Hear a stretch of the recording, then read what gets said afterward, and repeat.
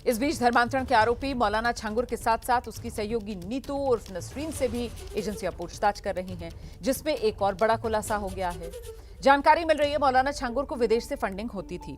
विदेशी फंडिंग का हिसाब किताब रखने का काम यही नीतू करती थी। नीतू उर्फ नसरीन के लैपटॉप से ये खुलासे हुए हैं। एटीएस को कई अहम जानकारियां मिली हैं।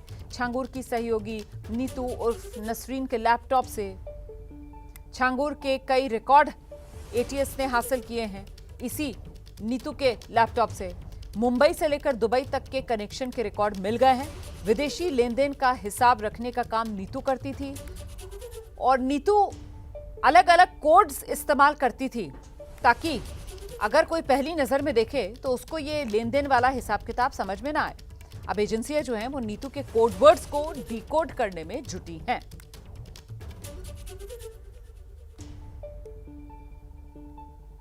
तो ये जो मौलाना छांगुर है, इसके गुनाहों पर अब तक की जो सबसे बड़ी गवाही सामने आई है वो महिलाएं सामने आई हैं, जिन्हें छांगुर ने धर्म परिवर्तन के लिए अपना शिकार बनाया।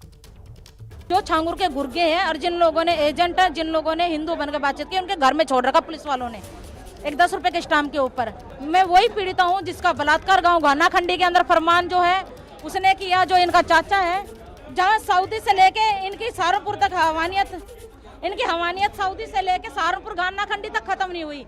ये मैं वही पीड़ित हूँ और आज मैं ये बताना चाहती हूँ, न्यू अपडेट दे रही हूँ कि 3 जुलाई को जो यहाँ पे आयोजन हुआ था, जो घर वापसी हुई थी 15 लोगों की, उसके जरिए सऊदी से पाकिस्तान के आदमी से धमकी दिलाई जा रही है।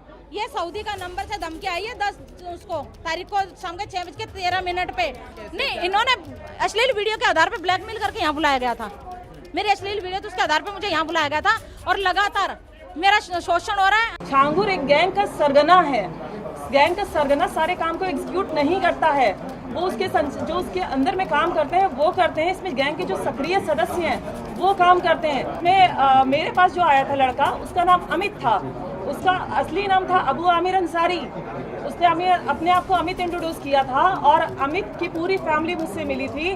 उसकी पूरी फैमिली हिंदू इंट्रोड्यूस करके मिली थी मुझसे। छांगुर पीर बाबा से मेरी वर्ष 2019 में मुलाकात हुई थी चांद औलिया दरगाह में, जहाँ पे मैं गई थी। वहाँ का माहौल ही बड़ा अजीब था। वहाँ सिर्फ महिलाएं थी, उनका ब्रेन वॉश किया जा रहा था, उनको डाइवर्ट किया जा रहा था। क्योंकि मैं इस परिवार के बीच में रही हूँ, तो ये जो रेट लिस्ट आप देख रहे हैं जारी हुई है, ये रेट लिस्ट मुझे वहीं से पता चली थी कि कैसे रेट तय होता है, किस तरह से इसको एग्जीक्यूट किया जाता है, कैसे फंडिंग आती है, हवाला के जरिए कैसे पैसा आता है, जो चीज़ मैंने एसटीएफ में बताई भी है। 3 महीने बाद हम अपने घर पे भाग के आ गए थे। तो फिर ये मेराज पीछे नहीं आया करते? पीछे आया था, उसने मेरे पापा को मेरे वीडियो दिखाए थे गंदे, और भी लड़कियों के दिखाए थे अपने मोबाइल में उसने। और मेरे पापा ने डिलीट करने के लिए कहा। उसने कहा कि तुम अपनी छोटी बेटी की शादी हमसे करा दो, हम ये वीडियो डिलीट कर देंगे। और उसके बाद मेरे पापा को गुस्सा आ गई। पापा ने लगाकर और उसके सर पे मारा और वो गिर के मर गया। वो लोग अभी भी जब हम जाते हैं और ये कोर्ट में, तब वो लोग उनके साथ और भी कई मुसलमान आते हैं और हमें और मेरे भाई को दोनों को जान से मारने की धमकी दी जाती है।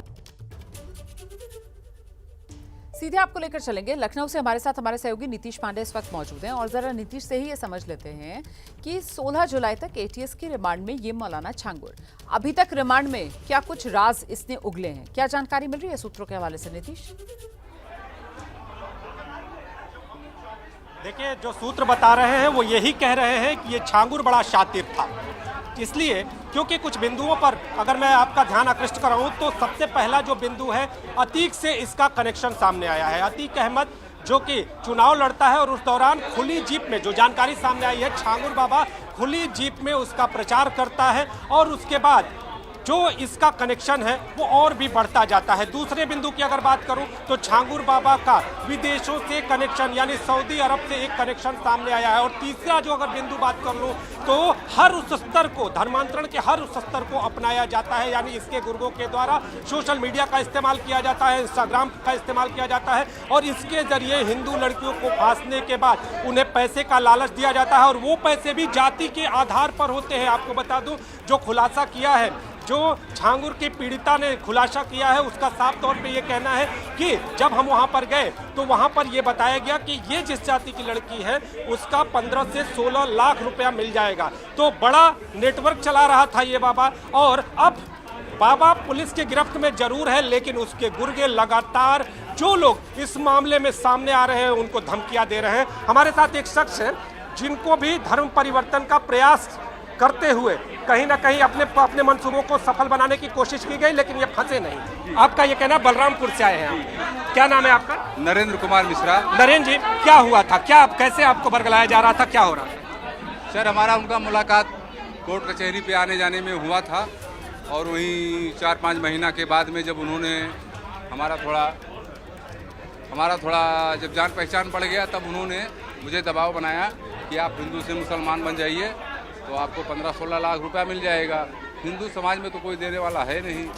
तो मैं हामी उस समय भरता रहा, लेकिन बाद में अब हम लोग हिंदुओं में ब्राह्मण समाज से हूँ, इसलिए हम मुस्लिम धर्म अपना नहीं सकते हैं। फिर मैं उससे कटने लगा, और जब कटने लगा तो फिर उसके गुर्गे जी, आपको मैं बताऊं कि जिस तरह के खुलासे सामने आ रहे हैं, जिस तरह की जानकारी सामने आ रही है सोशल मीडिया के जरिए, आमतौर पर मानसिक तौर पर आपको दबाव डाल के, इसके अलावा अगर बात करें तो पैसे का लालच देकर, इसके अलावा अगर बात करें तो जमीनों को कहीं ना कहीं आधार बनाकर, और इसके अलावा अगर बात करें तो माफिया तंत्र का इस्तेमाल करके हर स्तर पर धर्मांतरण के मंसूबों को कामयाब कर रहा था ये बाबा। लेकिन अब इसके गुर्गे सक्रिय नजर आ रहे हैं, और जो इस मामले से जुड़े हुए लोग हैं वो खुद की सुरक्षा की गुहार लगा रहे हैं। उनका ये कहना है कि कहीं ना कहीं जो बाबा है वो अब अपने गुर्गों से हमें धमकी दिलवाने का काम कर रहा है। तो अब बहुत धन्यवाद पुलिस से आपका गुहार इस तमाम लगाई जानकारी के लिए। आगे बढ़ेंगे हम। मौलाना छांगुर को लेकर कथावाचक धीरेन्द्र शास्त्री ने निशाना साध दिया।